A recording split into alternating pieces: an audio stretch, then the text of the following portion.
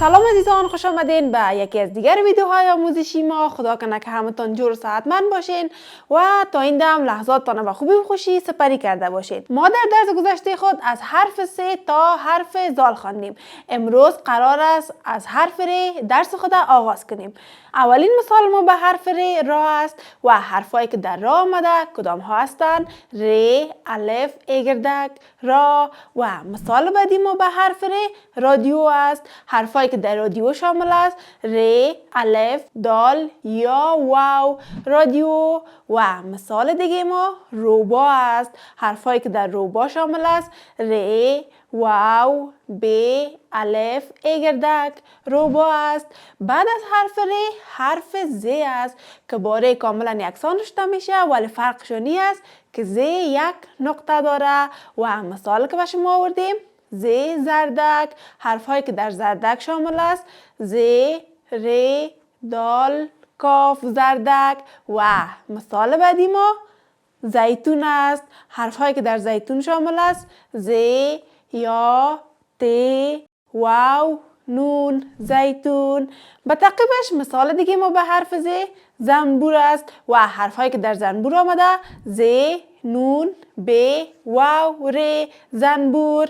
بعد از حرف ز حرف ژ است که با ر و ز کاملا یکسان نوشته میشه ولی ژ سه نقطه داره. و مثال که به شما آوردیم ژ، ژاله. حرفهایی که در ژاله شامل است ژ، الف، لام، گردک. ژاله. و مثال بعدی ما به حرف ژ گژدم است. گاف، ژ، دال، میم. گژدم. و ژ در وسط کلمه آمده. به تعقیبش مثال بعدی ما مژده است. حرفهایی که در مژده آمده میم، ژ، دال، گردک. مژده. بعد از حرف ژ حرف سین است و مثال که به شما آوردیم سین، سوپ. حرفهایی که در سوپ آمده سین، واو، پ. سوپ. مثال بعدی ما به حرف سین سنجاب است و حرفهایی که در سنجاب شامل است سین، نون، جیم، الف، ب. سنجاب. و مثال بعدی ما سیب است. حرفهایی که در سیب شامل است سین، یا، ب. سیب که سیب از جمله میوه ها است. بعد از حرف سین حرف شین است که با سین کاملا یکسان نوشته میشه ولی فرقشون این است که شین سه نقطه داره و سین نقطه نداره. مثال ما به حرف شین شیرینی است. حرفایی که در شیرینی شامل است شین، یا، ر، یا، نون. یا شیرینی. و یادتان نره بعد از اینکه شیرینی میخورین حتما دندانتان برش کنین. مثال بعدی ما به حرف شین شفتالو است و حرفهایی که در شفتالو شامل است شین، ف، ت، الف، لام، واو. شفتالو. مثال بعدی ما به حرف شین شیر است و حرفایی که در شیر شامل است شین، یا، ر. شیر که برش پادشاه یا سلطان جنگل هم میگن.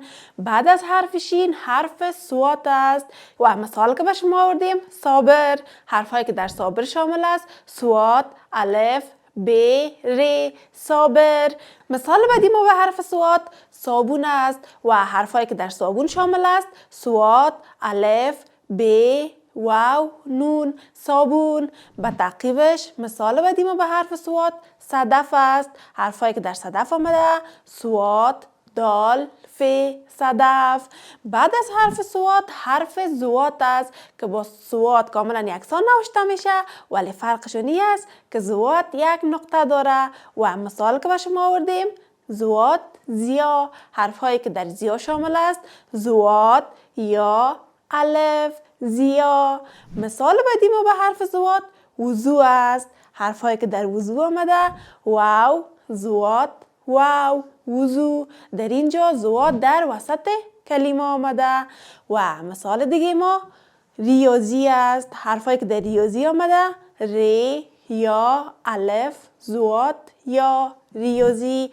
و زوات در کجاست؟ در وسط کلمه. بعد از حرف زوات حرف توی است و مثال که به شما آوردیم توی، طفل. حرف هایی که در طفل شامل است توی، ف، لام، طفل.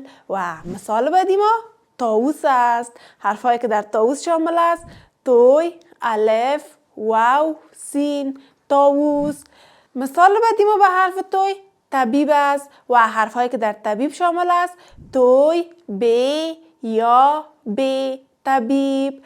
بعد از حرف توی حرف زوی است که با توی کاملا یکسان نوشته میشه ولی فرقش این است که زوی یک نقطه داره. و مثال که به شما آوردیم زوی ظرف. حرف هایی که در ظرف شامل است زوی، ر، ف، ظرف. و مثال بعدی ما ظاهر است. حرف هایی که در ظاهر آمده زوی، الف، ه، ر، ظاهر. و مثال دیگه ما وظیفه است.